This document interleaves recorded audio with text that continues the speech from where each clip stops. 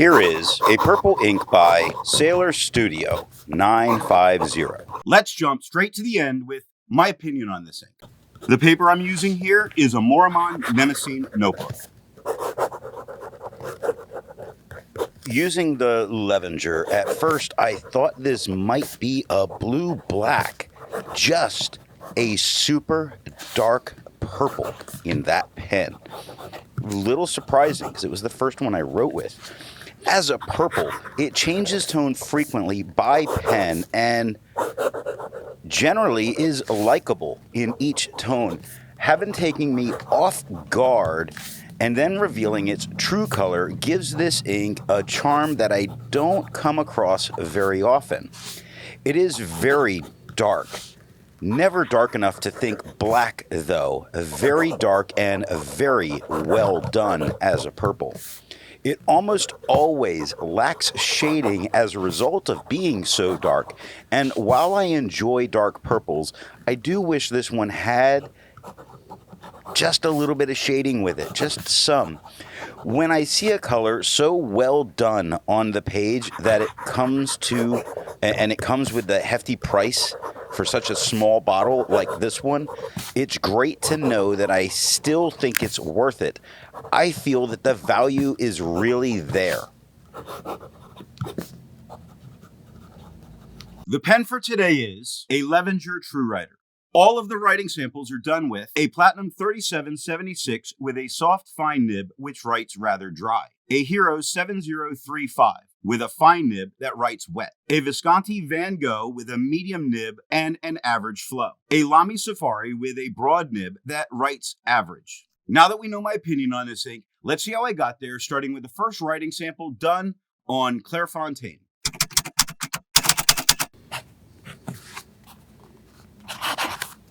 Looking at the soft fine nib, we get a very nice dark purple here. It's not feathering, it's not spreading, it is shading. Like I said, it does sometimes.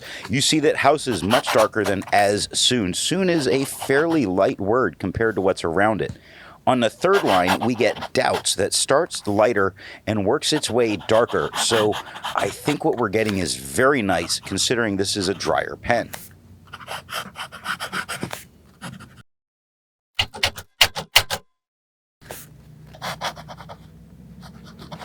Looking at the wet fine nib, it is much darker than it was with the soft fine. It does not feather. It does not spread. It does not shade. It does not make you think black. It almost makes me think it's like a blue-black, maybe a blue-purple. It's definitely purple. Beautiful on the paper. Incredibly well done. Really like what I'm seeing here.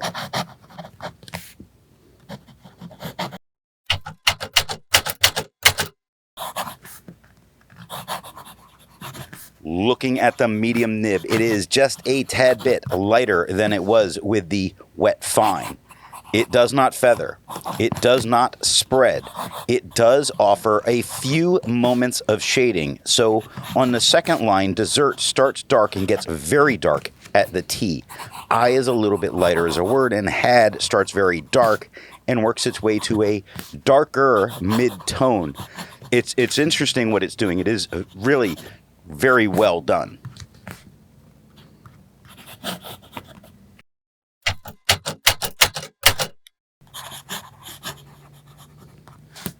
Looking at the broad nib, it is quite a bit lighter than all of the other tones on the page. It is not feathering, it is not spreading, it is surprisingly not shading. It's a great purple here, very just there though. In this case, while it looks very nice, it's just there and just a purple. If what I was getting normally was this tone, I would really think this ink was lacking in so many areas.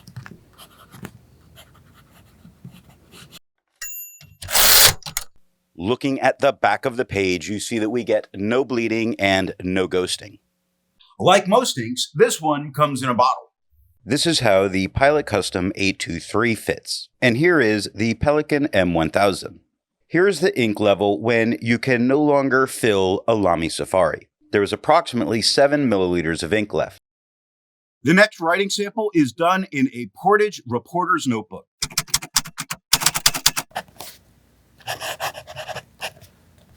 Looking at the soft fine nib, it is a tad bit lighter than we had on the Clairfontaine. It's also a little bit duller as a tone. It's still coming across very nicely.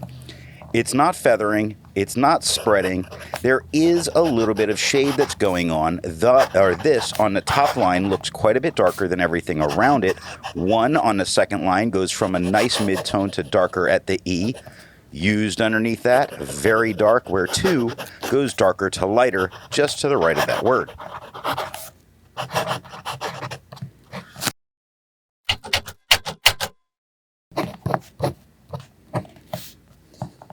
Looking at the wet fine nib, it is quite a bit darker than it was with the wet fine.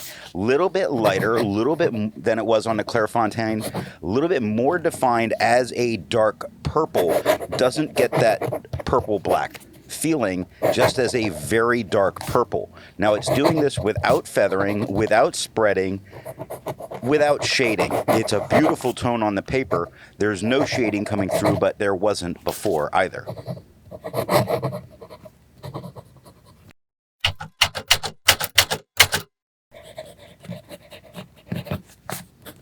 Looking at the medium nib, it is just a tad bit darker than it was with the wet fine on this paper, just a tad bit lighter than it was on the Clairfontaine. There's a small moment between those tones, and that is where this is.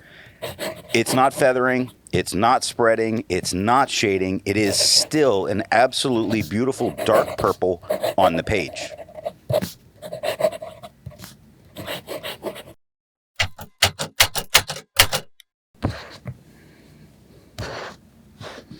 Looking at the broad nib, quite a bit lighter than all of the other tones we've seen. Funny, same tone as the same tone as the Clairfontaine. Little less luster to it, a little flatter in tone. Very well done though, just there. No feather, no spread. It is shading just a little bit. If you look at it goes lighter at the T, dark at the H, lightens up a little bit at the E, where same, nice mid-tone, dark at the E. So it can shade on this paper.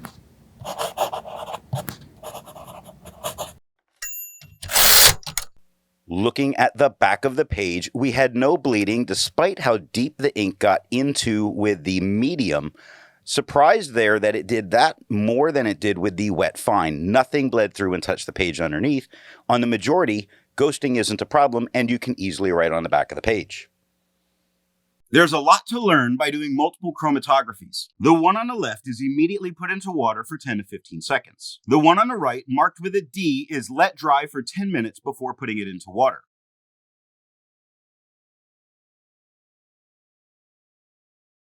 The next writing sample is done on a national brand Steno notebook.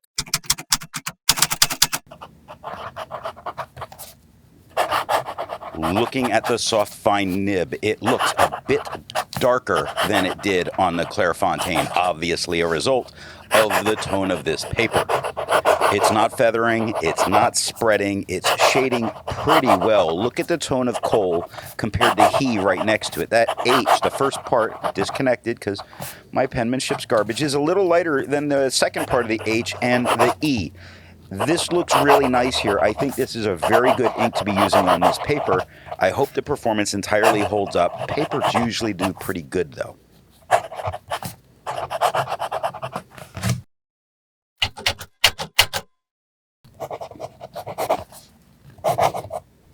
Looking at the wet fine nib, it is darker than it was with the soft fine. It is just as dark as it was on the Clairfontaine, yet it leans more of the purple. It's still very dark, but you see the purple, I think, a little better here because of the effect this paper's having.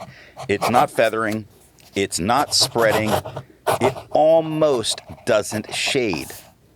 Only word I see shading in is in eyebrows on the fourth line. Other than that, I'm going to say that it really doesn't shade.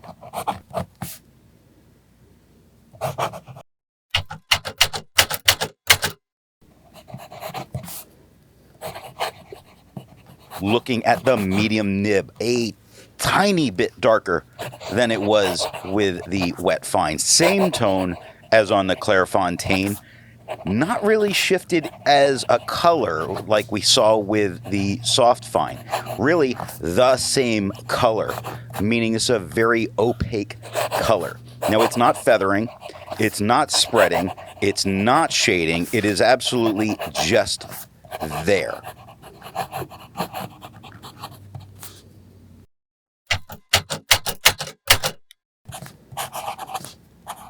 Looking at the broad nib, it is quite a bit lighter than it was with the medium or wet fine or soft fine.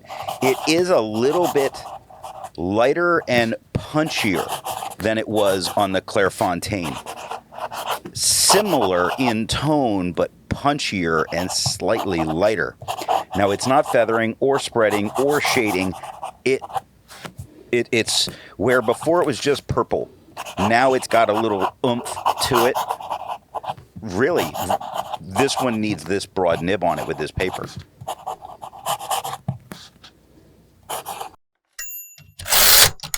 Looking at the back of the page, you see there's very minor ghosting. Really, you could use the back of the page without a problem. Nothing bled through touching the page underneath, meaning this was a great combination. Resistance tests are done to see how this ink can be expected to perform on the page, and more importantly, how hard it may be to clean from your pen. The smear is allowed to dry for 3 days before testing it. The highlighter is on the top left, pen flush is on the top right, 1/3 bleach solution is on the bottom left, and water is on the bottom right. The next writing sample is done in a Rhodia notebook.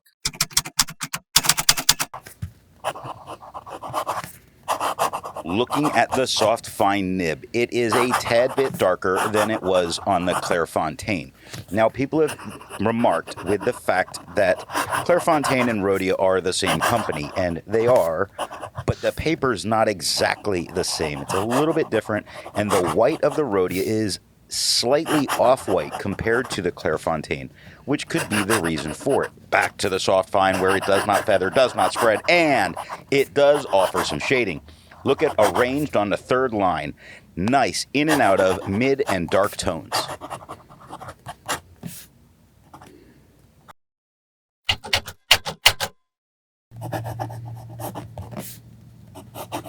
Looking at the wet fine nib, it is just a little bit darker than it was with the soft fine, which is very nice going on here. A little bit lighter than what we had with the Clairfontaine. It's not feathering, it's not spreading, it is giving some shading. You see it in coarse, you see it in there, in is, mark, almost every word, brings a little bit of shading with it. This ink is definitely doing better on Rhodia than it did on Clairfontaine.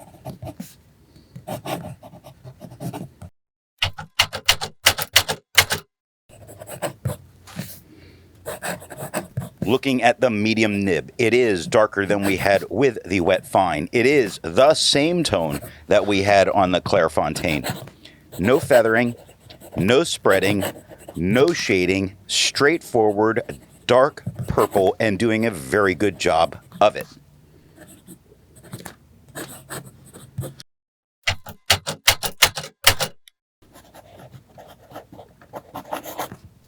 Looking at the broad nib, as it has been each time, it is the lightest tone on the paper. Very definitely purple. No thought of any other, that whole purple black or black purple thing. It's not feathering. It's not spreading. It is shading. You see it in wrong where the O is darker than the words around it. Look at stop on the second line. The cross in the T and the P, very dark. On the third line, the starts darker where the T crosses. I always miss the T. It hits the H and it gets very dark there. And the E, very dark. Very nice shading here.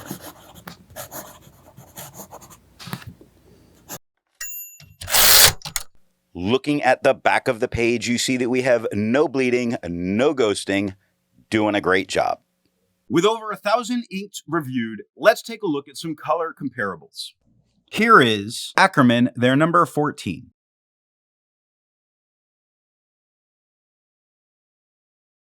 Here is diamine violet.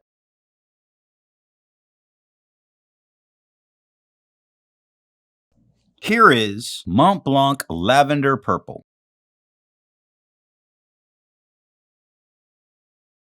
Here is Pelican 4001 violet.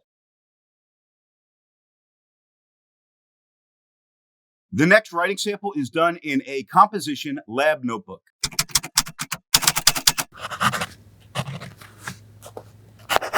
Looking at the soft fine nib, it is just a little bit darker than a majority of what we got on the Clairfontaine. Flatter in tone, a little duller, but a little bit darker. Really doing so well on that dry pen. It's not feathering.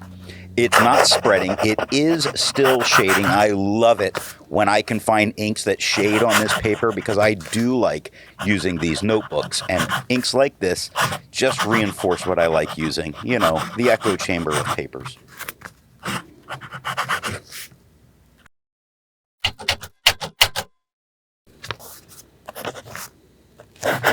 Looking at the wet fine nib, it's a bit darker, not tons darker, but a bit darker than it was with the soft fine. Quite a bit lighter than it was on the Clairfontaine. It's not feathering, it's not spreading, it's not shading. It's just simply there. Here, this is going to be, to me, almost the worst of the tones we're going to see on this paper from this ink.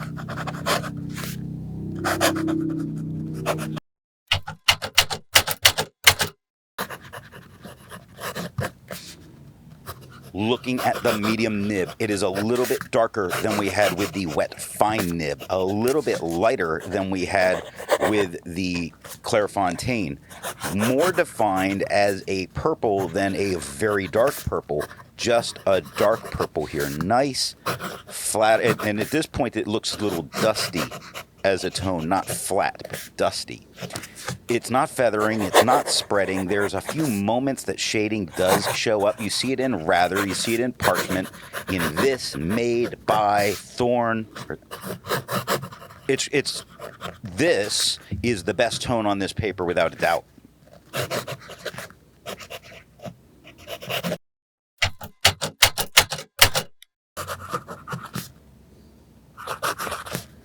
Looking at the broad nib, it is the lightest tone on the paper. It is also the most purpley of tones on the paper.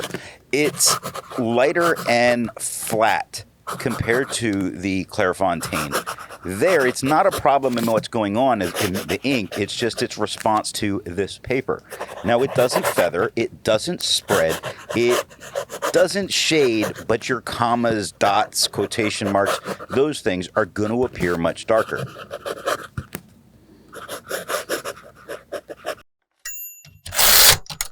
Looking at the back of the page, you see that we get very minor ghosting. It's a dark ink. We had nothing bleed through, nothing.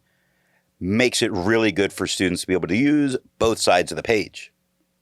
While it's nice to see color comparables, I prefer to see an ink that complements the color on the page. Here is a green ink by Cross Green.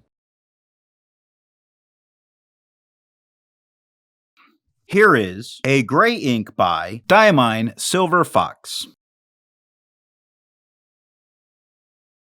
Here is a pink ink by Platinum Pink. Here is a yellow ink by Robert Oster Honeybee. The last writing sample is done on 20-pound copy paper.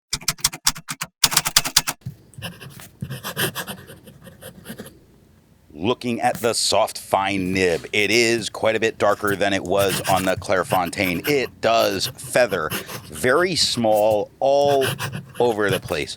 We're just going to point to the word very appropriately, or actually very misused in my application here, disappointingly. I'm not disappointed that it feathers. I expect it to feather. I'm actually very happy with how little it feathers. I'm also very happy with how little it spreads. I am a little concerned with the fact that it does shade on this paper because shading on 20-pound copy paper often means it's going to bleed.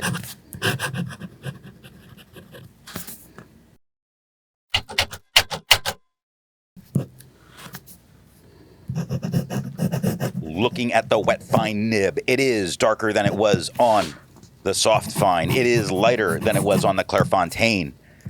Very nice purple tone, actually. Nice dark purple.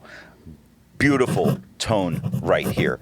It does feather a little bit, and we expect it. It's not horrible, but it is completely there all over it. You don't find too many spots really without it. It does spread a little bit, about up to a medium. Not horrible considering the paper. And it doesn't shade, but you see some tone variation within some of the writing. Like great on the second line on the right compared to the withered directly above it.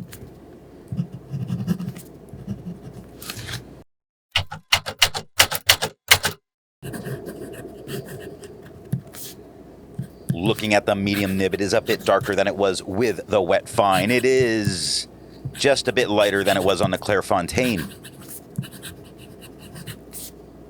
Yeah, it feathers. You could say there's one or two.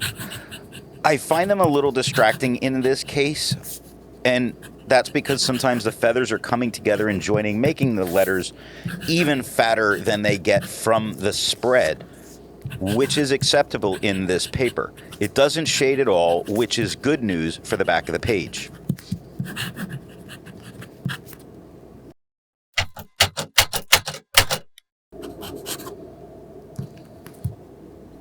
Looking at the broad nib, it's the lightest tone on the page, as it always has. It is darker than it was on the Clairfontaine. It does feather, does spread, does not shade. Yeah, I'm gonna stop that one.